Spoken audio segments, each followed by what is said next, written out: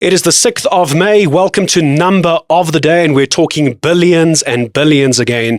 Francis heard when it comes to the city of Johannesburg, 10.3 billion to be exact, which the wording, according to the Minister of Finance, is illegal as far as the COJ is concerned. Yes, so there's so many numbers in this, but basically everybody's got hold of a letter now that the Minister of Finance wrote to the Mayor of Joburg. An explosive letter, we're told. Explosive letter.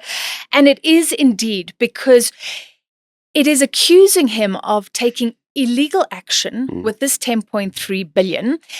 This is a wage agreement entered into with trade union, is it SAMWU, the Municipal Workers Union? And it was done around the time of the G20. Right, November? Which was important because that was being held in Johannesburg and the workers were threatening to strike. So there was some political imperative there. But the mayor agreed to this 10.3 billion rand wage agreement, which the finance minister says is unfunded, meaning if you look at the money coming in and going out, where's this money going to come from? And you can't have mayors playing city and just writing checks that will bounce. Right? This is real life stuff.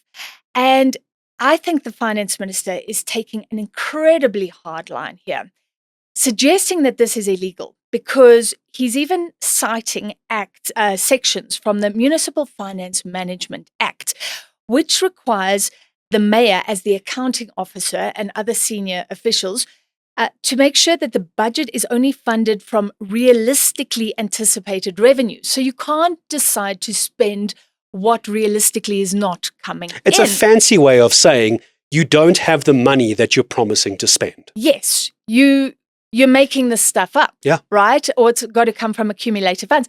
And why this is so important is because our top cop, Fani Masemola, was recently in court for, it wasn't the Municipal Finance Management Act, but it was the Public Finance Act, the PFMA, that he's accused of violating in relation to a tender. And he was actually in court.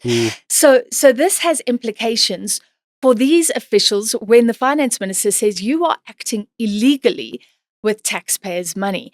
And then we get a big picture, right, of a financial mess, which people in Joburg are feeling in terms of what's not being done in terms of service delivery. So we can talk about that. But the Joburg mayor is being accused of acting illegally. And if you listen to what Helen Ziller had to say, DA mayoral candidate for Joburg, Francis, she says the city, according to the Minister of Finance, is basically bankrupt.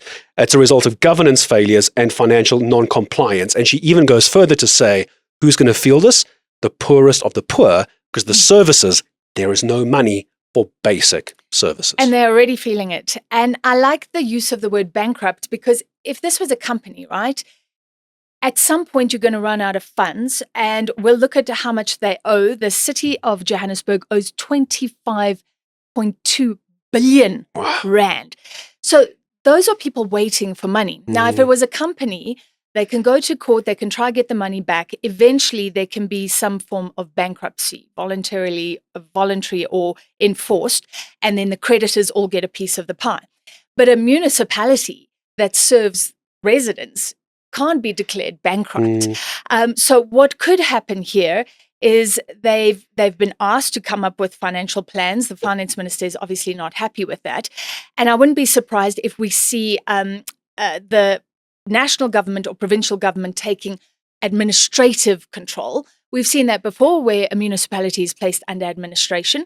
This comes 6 months before local government elections. So maybe that's a way to bring in some hot-knob, amazing financial people to turn this all around for the ANC.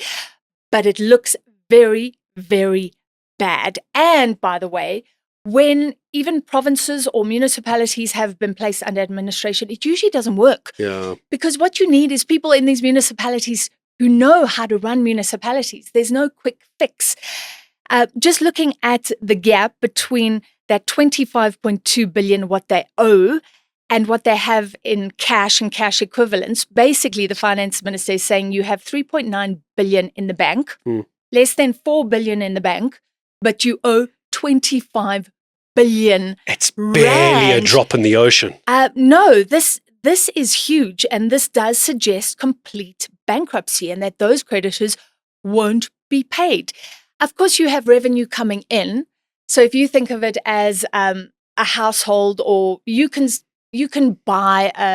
take out a home loan, but you need to show that you can make the payments. Yeah. And they're saying that Joburg has underestimated that revenue coming in anyway. And by, I think it was earlier this, if I can find it, I think it was January, the city had already overspent by 3.9 billion on staff costs and electricity and things like that. So basically, the budget is being presented. In fact, it's not even being presented well. The Auditor General was wrangling with Joburg. We couldn't even see the figures. But what is being presented can basically being thrown out the window because they're not sticking to any form of budgeting at all in Joburg. They're not. So the important part here, of course, Francis, as we land this plane, is there's no money for services. There are people who are willing to pay their taxes, but now we're getting to this issue once again. This is going to highlight that problem again, where people are going to turn around and go, I'm not willing to pay for my rates and taxes because the money isn't being well spent. It's going to come down to service delivery and arguably the politics of this as well, as we say goodbye for today. Yeah, so let's wrap it up. Just ending off with the number we picked out from all these numbers, 10.3 billion. And we'll see how workers respond to this because they were promised this money. Joburg workers were promised this money, but the finance minister now saying this was a wage agreement that was completely illegal. And Joburg is in the crosshairs. We'll see how this pans out.